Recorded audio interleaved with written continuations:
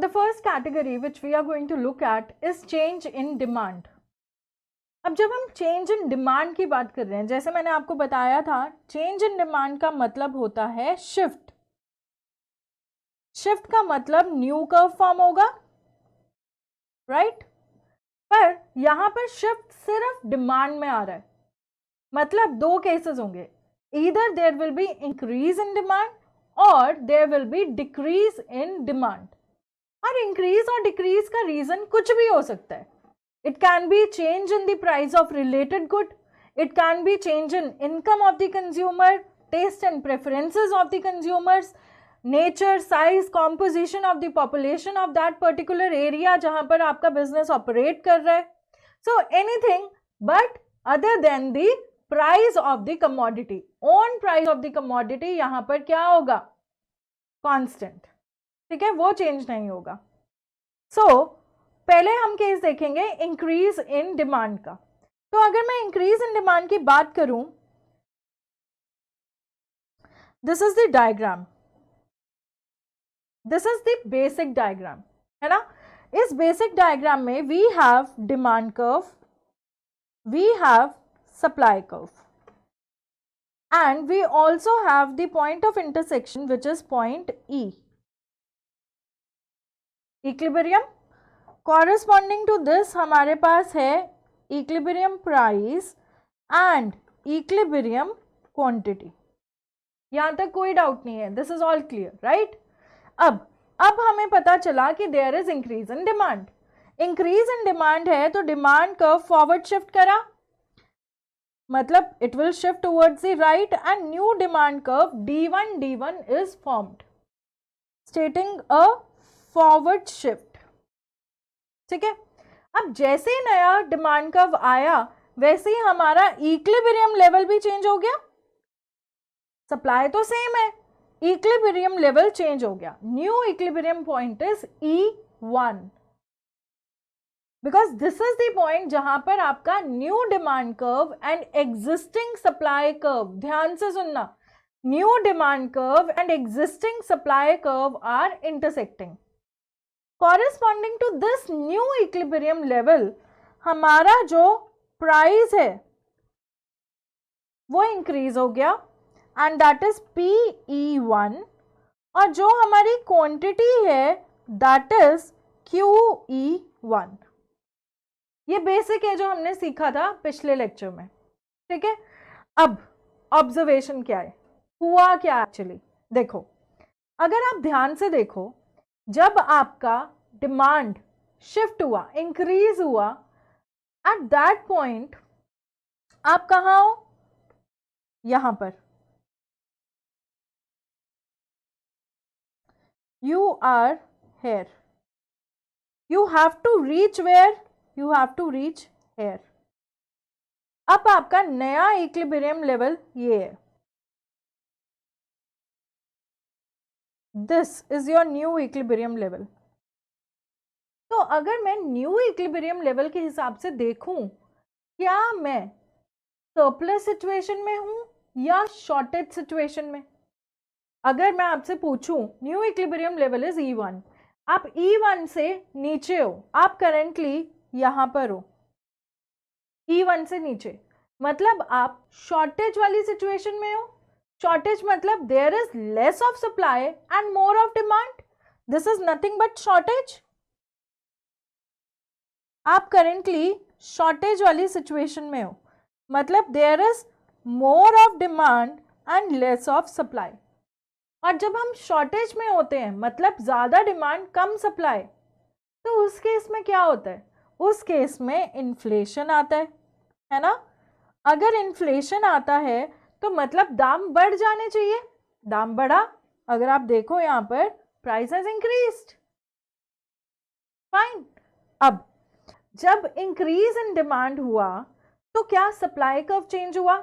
Supply curve same है, लेकिन जब हम पॉइंट E से E1 पर गए, जब हम पॉइंट E से E1 पर गए तो there is extension in supply, है ना, क्योंकि आप सेम सप्लाई कर्व पर अपवर्ड शिफ्ट कर गए, अपवर्ड मूव कर गए.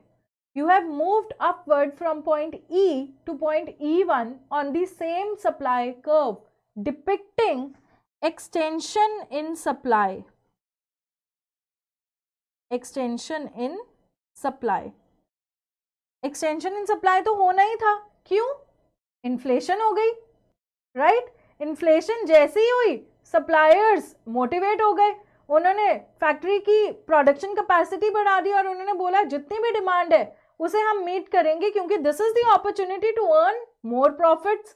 तो इन्फ्लेशन को देखते ही सप्लाई बढ़ गई, सप्लाई जैसे ही बढ़ी हमने अपनी इंक्रीज डिमांड के लेवल को मीट कर लिया।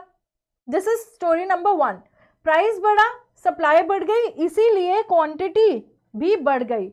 लेकिन ये जो क्वांटिटी इंक्रीज हुई है, ये क्वांटिटी सिर्फ सप्लाई की इंक्रीज नहीं हुई, ये क्वांटिटी डिमांड की भी इंक्रीज हुई है। मतलब there is increase in quantity supplied and demand also. लेकिन फर्क क्या है, डिमांड में जो इंक्रीज आया था वो दाम की वजह से नहीं आया था। आपके मन में क्वेश्चन आएगा, क्वेश्चन ये आएगा कि मैम प्राइस के बढ़ते ही डिमांड कैसे बढ़ गई? That is a wrong thought. Price के बढ़ने से डिमांड नहीं बढ़ी, डिमांड के बढ़ने से दाम बढ़ा, क्वांटिटी सप्लाइड बढ़ गई। This is the chain. What is the chain? Chain ये है कि there was increase in demand due to other determinants other than the own price of the commodity. Other determinants की वजह से डिमांड बढ़ी, demand के बढ़ने से हम डिसइक्विलिब्रियम सिचुएशन में आ गए। जैसे ही हम डिसइक्विलिब्रियम सिचुएशन में आए, सप्लाई फोर्सेस ने वापस इक्विलिब्रियम पर जाना शुरू किया। कैसे? सप्लाई फोर्सेस के लिए मोटिवेशन क्या था? Inflation in the prices, increase in the existing level of the price. जैसे ही existing level of the price increase हुआ, सप्लायर्स मोटिवेट हो गए और उन्होंने और प्रोडक्ट्स बनाने शुरू कर दिए। एज अ रिजल्ट जब हम शॉर्टेज में थे, अब हम सरप्लस की तरफ मूव करना शुरू कर गए और हमने न्यू डिमांड को मीट कर लिया। जैसे ही हमने न्यू डिमांड को मीट किया, इवन लेवल पर हम दोबारा से इक्विलिब्रियम सिचुएशन में आ गए। ठीक है, this is how we look at the things. अब यहां पर अगर मैं आपसे बात करूं 1 मिनट के लिए, हम लोग ये सारी चीजें आपने नोट करनी है, पर अभी नहीं, अभी समझना है, फिर वीडियो पॉज करनी है और फिर नोट करना है। ओके, अब 1 मिनट के लिए अगर मैं यहां पर आपसे क्वेश्चन पूछना चाहती हूँ, जस्ट इमेजिन कि इस लाइन को एक्सटेंड कर देते हैं। नाउ दिस ट्रायंगल जो बन रहा है, ये जो ट्रायंगल बना, ठीक है, ये ट्रायंगल क्या डिपिक्ट कर रहा है? ये ट्रायंगल डिपिक्ट कर रहा है कि एग्जिस्टिंग सिचुएशन के हिसाब से आप हो शॉर्टेज में। आपने दो ही चीजें देखनी है। आपने ये देखना है कि हम करेंटली कहाँ हैं। आप करेंटली यहाँ हो, फिर आपने देखना है आपने जाना कहाँ पे है। आपने यहाँ जाना है, तो मतलब जहाँ जाना है आप उससे नीचे लेवल पर हो, आप शॉर्टेज में हो। ठीक है, ऐसे आपको डिटर्मिन करना पड़ेगा कि आप शॉर्टेज सिचुएशन में हो, सरप्लस में हो। शॉर्टेज है तो इन्फ्लेशन होगा, सरप्लस है तो डिफ्लेशन होगा। इन सारे क्वेश्चंस को आंसर करके ही हम बता सकते हैं whether there is increase in the equilibrium price और increase in the equilibrium quantity. Ultimately paper में तो आपसे इन्हीं दो चीज़ों के बारे में पूछा जाएगा, लेकिन सिचुएशन कोई भी दे सकते हैं। They can give you a situation that you are in a surplus और you are in shortage. They can also give you a direct situation कि there is increase in demand, बताओ जी क्या होगा, क्वांटिटी बढ़ेगी घटेगी। ठीक है, उस टाइम पर आप डायग्राम ड्रॉ करेंगे, आपको पता चल जाएगा। और क्या याद रखना है? Now this is something which you need to remember. First step number 1, chain. Chain क्या थी? There is increase in demand. ठीक है, इंक्रीज इन डिमांड किसकी वजह से भी हो सकता है? एक्सपोर्ट्स की वजह से भी हो सकता है ना? There is increase in demand due to which existing equilibrium is disturbed. Fine. Second, now we are in shortage situation. Now we are in shortage situation. Point number 3 क्या होगा आपका? Point number 3 says to meet shortage there will be extension in supply. Extension in supply, ये याद रखना है. Demand के increase होने से सप्लाई में एक्सटेंशन आई. Existing equilibrium price level increase कर गया और existing quantity level, equilibrium quantity level भी इंक्रीज कर गया. बस ध्यान में क्या रखना है? Increase in quantity of supply आई due to price of commodity. In fact, I must write due to own price of the commodity. लेकिन change in quantity demand, quantity of demand कैसे आया? Due to other factors.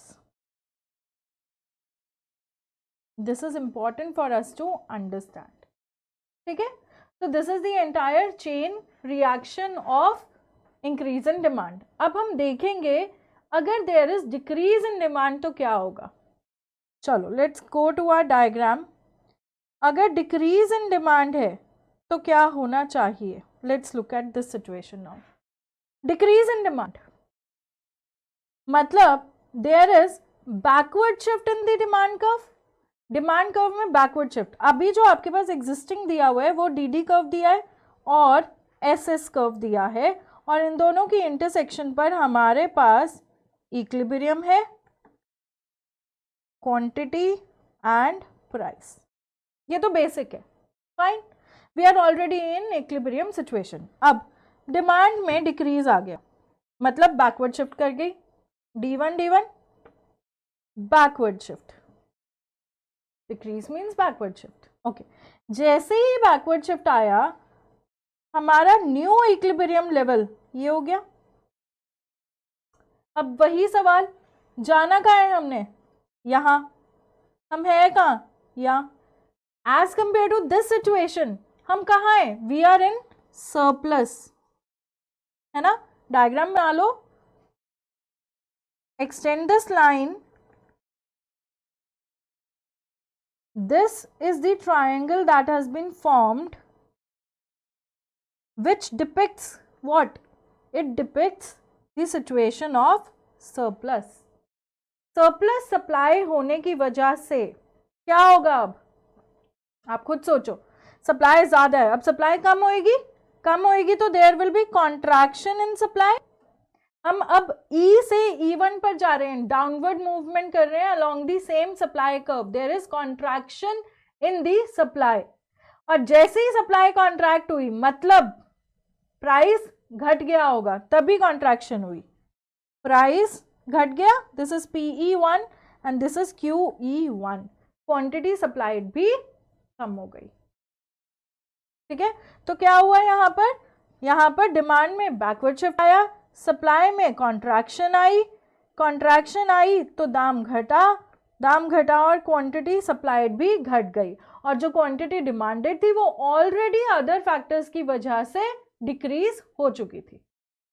So this is how we look at market equilibrium, we look at disequilibrium and we restore the equilibrium position if there is change in demand.